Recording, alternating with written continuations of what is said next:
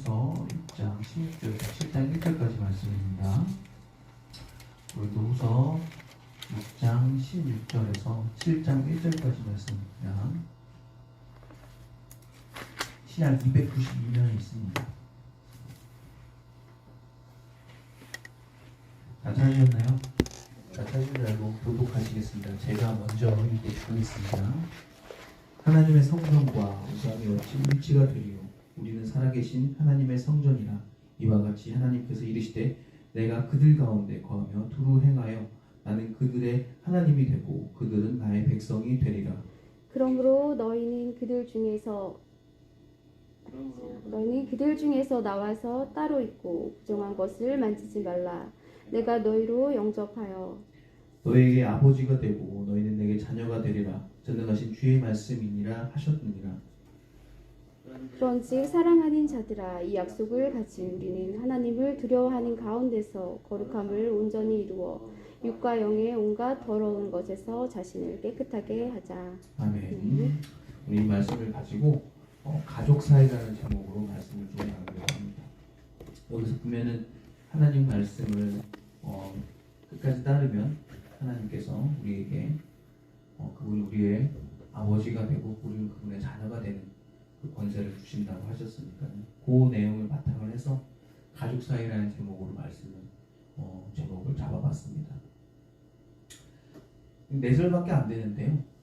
뭐랄까 내용이 좀 그렇게 어렵지는 않아서 그래도 원래 하던 대로 번역 한번 해봤고요.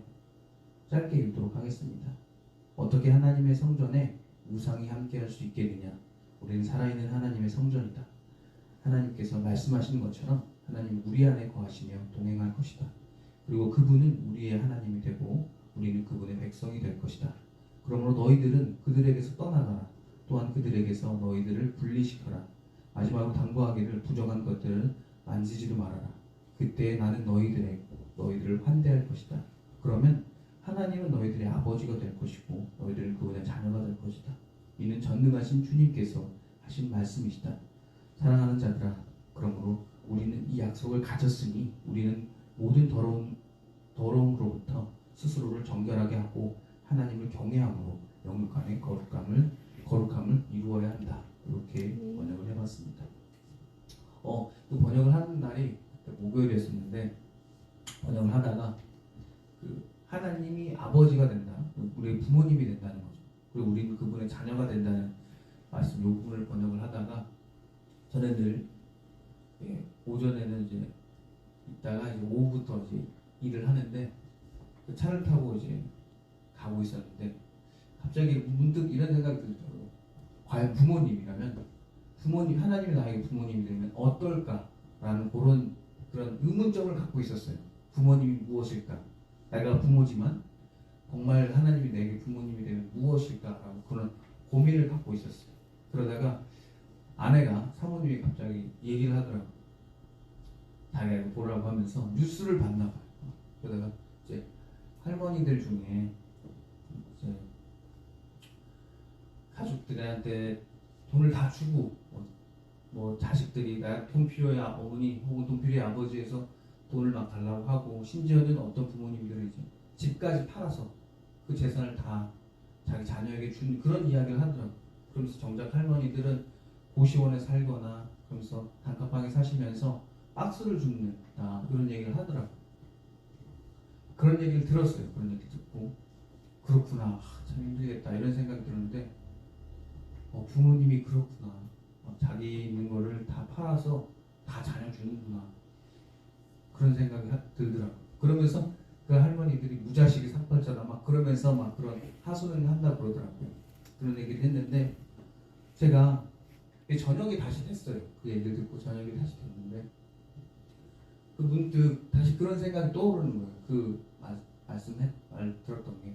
그러면서 들었던 생각이, 과연 그 부모님이 다시 태어나서 다시 그 인생을 살고 다시 그 위치에 있어서 다시 그 자녀가 있으면 그 자녀 안 낳을까? 그 부모님이 무자식이 삭발자로 했던 그 부모님께서 과연 자식을 안 낳을까?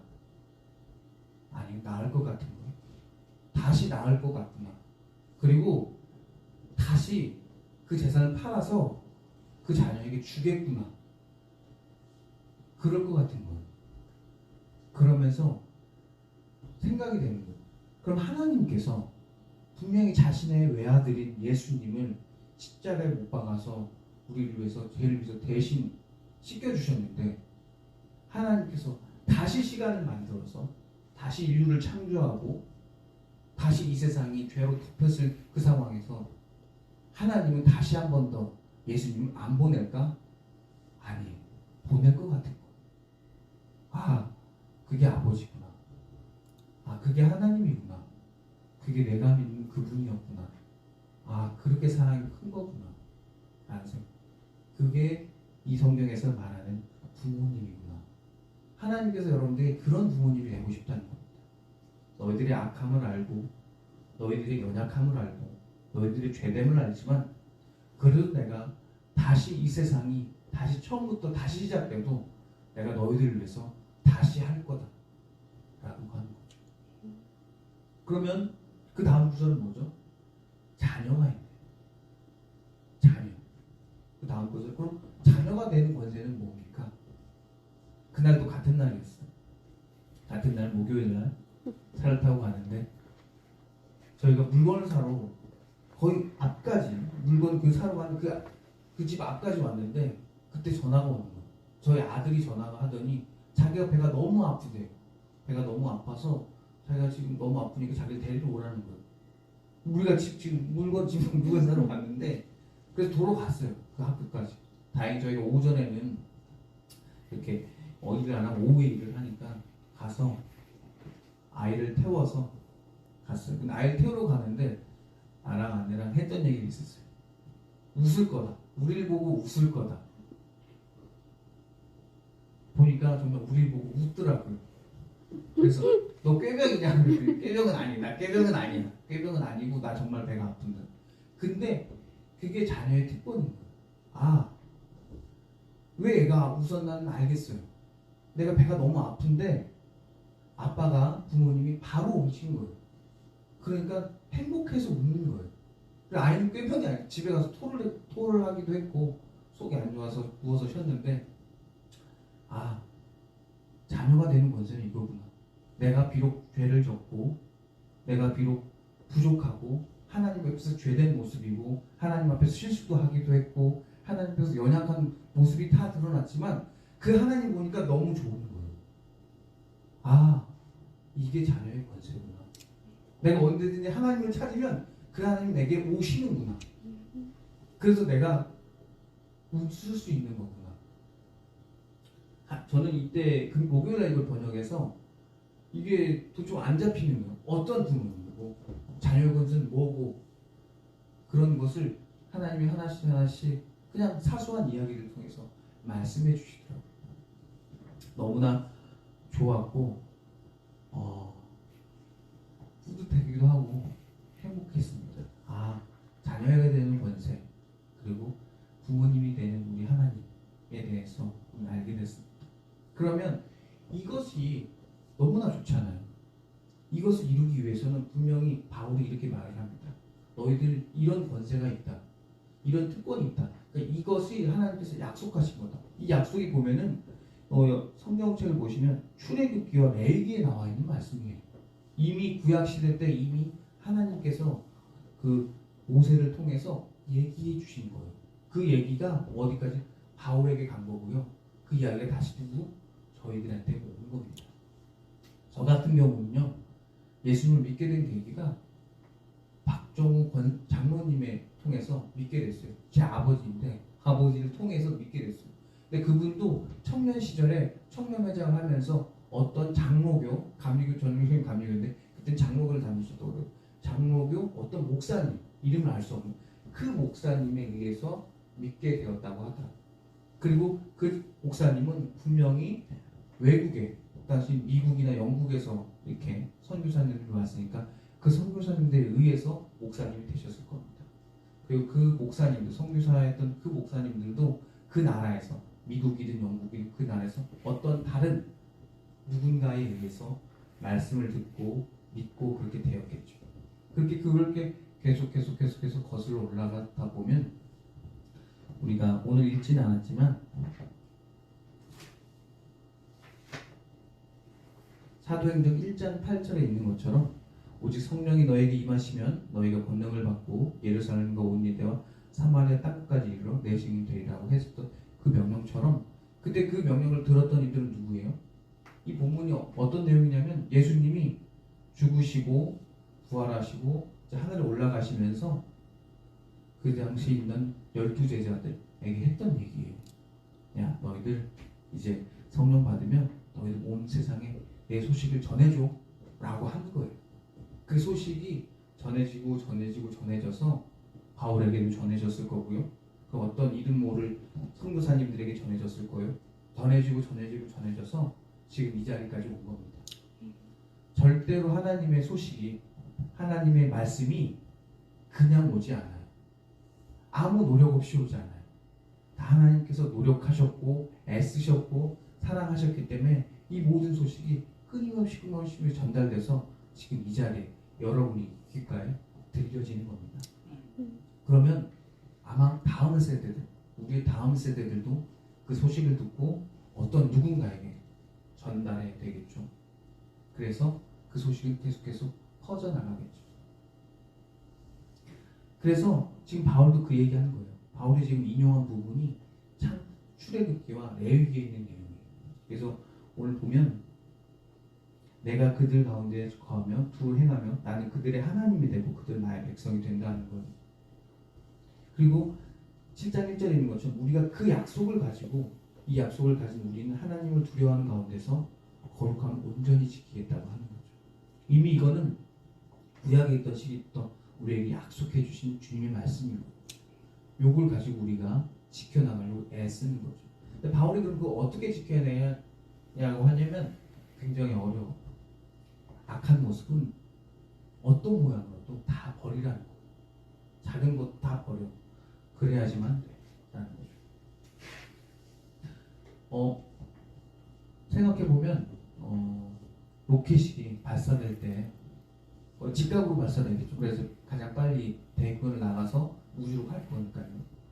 근데 그 로켓이 귀찮아서 1도만 좀 깎으면 또 1도만 좀 깎으면 그래서 한 5도 정도 깎아지면 어떻게 될까요? 연료가 부족해서 대기권을 뚫지 못하고 다시 떨어지겠죠. 우리도 마찬가지입니다. 우리 분명히 하나님이라는 복음 안에 자꾸 이상한 거 조금이라도 집어넣으면 그렇게 가는 각도가 달라질 겁니다. 그래서 바울이 그걸 알기 때문에 이렇게 말합니다. 너희들의 것에 악한 것 조금이라도 담지 말아라. 다 거기서 떠나가라. 그리고 분리해라. 그래서 17절에 보면 그들에게서 떠나. 이 그들은 제가 지난주에 말했던 것처럼 헬라처럼 그 이원론에 빠진 그 사람들, 몸과 육신을 분리해서 생각하고 그다음에 정신과 마음을 분리해서 생각하는 그런 사람들에서 떨어지라는 겁니다. 그래서 이 사람들이 이원론주의자들이고 그래서 이 사람들이 예수님이 오셨는데 어떻게 오셨다고요? 육신으로 오지 않고 영혼으로만 왔다. 이렇게 말했다는 거예요. 그 이원론주의자들 그 사람에게 떠나가라는 것이고 그리고 그들에게서 너희들 분리하라는 거죠. 왜냐하면 물들기 때문에 그렇다는 거죠.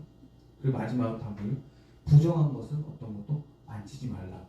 이렇게 경고합니다. 그러면 내가 너희들을 환대할 거다. 내가 너희들 뭐한다? 받아들여 줄 거다. 라고 바울은 말하는 거죠. 생각해보면 악한 것, 작은 것이 그렇게 크게 우리를 위험에 빠뜨릴까라고 생각해보면 세상에는 의외로 많이 있더라고요. 제일 심각한 건 너무 좀 극단적인 표현이야. 마약이라든지 이런 거는 뭐 한 번만 해도 끝도 없이 계속 중독되죠. 그리고 악한 생각이나 악한 마음, 더러운 생각들도 처음에는 작게 들어오더라고요. 근데 그 작게 들어온 게 내 삶을 처음에는 생각과 마음만 지배를 하다. 조금씩 좀 먹더라고요. 그러다 그게 생각으로 바뀌고 행동으로 변화되고 삶이 변화돼요. 안타깝죠. 작은 건데 그게 큰 것도 아니에요. 바울이 그래서 경고하는 겁니다. 그것을 조금이라도 갖고 있지 말고 버리라는 거죠. 그렇게 버려졌을 때 하나님과 우리가 어떤 관계가 됩니까? 오늘 말씀의 제목처럼 가족 사이가 된다는 거죠. 그 가족 사이에는 죄가 없어야 되는 거고, 그 가족 사이에는 서로 간에 원망이나 미움이 없어야 되는데, 내가 하나님을 원망하고 하나님이 나를 불편해하고 성령님이 우리 안에 오시는데 우리 안에 죄가 늘 가득 차 있어서, 나쁜 생각이 가득 차 있어서 성령님이 들어오기 어려우면 그건 분명히 가족관계가 되기가 어려울 것 같습니다. 그래서 우리가 매 주마다 주님께 기도하고 주님을 찾고 그런 거겠죠. 왜냐면 오늘 말씀처럼 우리는 하나님의 성전이니까, 살아있는 성전이라는 거죠. 살아있는 성전이라는 것은 무슨 뜻입니까? 우리의 머리만, 우리의 생각만 하나님의 성전이 아니라 우리의 행동도 성전인 거죠. 그래서 우리가 이 시간 주일을 맞이해서 이 성전에 나와서 주님께 예배드리는 것도 그런 이유죠. 우리가 생각으로만 예배드리지 않잖아요. 이걸 생각으로만 하나님 믿지 않잖아요. 또 안 그러려고 또 우리가 애를 쓰잖아요. 생각으로는 늘 하나님 생각하려고 애쓰고 마음으로 그 하나님 받아들이고 행동으로라도 좋게 행동하려고 하죠. 그래서 늘 하는 말이 있잖아요. 아, 그래도 내가 하나님 믿는 사람인데 내가 뭐하지? 양보하지. 내가 용서하지. 내가 먼저 회개하지. 내가 그들에게 손을 먼저 뻗지. 이렇게 하잖아요. 그 왜 그러는 거예요? 내가 하나님의 성전이니까, 내가 하나님의 자녀니까 그렇게 거룩하게 살려고 우리가 애를 쓰는 거잖아요. 작은 것 하나 호기심으로 하고 싶죠. 그게 때로는 우리 안에 달콤하게 다가올 때도 있죠. 도대체 뭐길래 그 악한 것이 사람의 그것을 그렇게 쉽게 중독되고 그것을 빠져나오지 못할까? 그게 그렇게 좋나? 라고 하면서 사람들이 조금씩 악한 것에 중독되어 가죠. 그런데 우리가 그때 호기심으로 그것을 실수로라도 접근하게 되면 악이라든지, 그래서 악은 어떤 모양이라도 우리가 버려야 됩니다. 그걸 버리지 못하면 병들어가는 거죠. 그렇기 때문에 우리의 신앙은 그로부터 지켜내는 저와 여러분 연습을 하셔야 될 것 같습니다. 그래서 우리의 몸은 뭐라고요? 살아있는 성전과 같은 겁니다. 그 성전에 뭘 담을 겁니까? 오늘 말씀처럼 거룩한 걸 담으시기 바랍니다. 오늘 말씀처럼 온전한 걸 담으시기 바랍니다. 그래서 더 이상은 우리가 진짜 하나님의 자녀답게 사는 저와 여러분이 되셨으면 좋겠습니다. 기도하고 마치도록 하겠습니다. 사랑의 주님, 주님 안에서 승리하고 싶고 주님 안에서 주의 능력 안에서 살고 싶은데 자꾸 하나님이 나의 부모님이고 나는 그분의 자녀라는 사실을 잃어버리고 망각하고 하나님과 나의 가족관계를 깨버리는 그런 죄를 자꾸 범합니다. 우상을 믿거나 무당에게 찾아가거나 그런 실수를 합니다. 주여, 그 모든 것에서 회개합니다. 우리를 용서해 주시옵소서. 그래서 이제는 그 모든 더러운 것을 벗고 이제 하나님께 향합니다. 우리의 몸이 하나님의 살아있는 성전임을 알기에 주여, 이 몸으로 주님 오늘 우리 성도님들 이곳에서 예배드렸습니다. 이곳에서 입술 벌려 찬양했습니다. 또한 마음으로, 또한 생각으로, 또한 기도, 혹은 입을 벌려 기도했습니다. 주여, 이제는 우리가 이 성전을 나가 세상에서 우리 살아있는 성전으로 살기를 원합니다. 그래서 누가 봐도 저 사람 믿는 사람이구나, 저 사람 성도구나라는 말씀을 우리 듣는 우리 충만교회 성도 모두가 될 수 있게 주여 도와주시옵소서. 이 모든 말씀 언제나 우리를 사랑하신 나사렛 주 예수 그리스도의 이름으로 기도드렸습니다. 아멘. 아멘.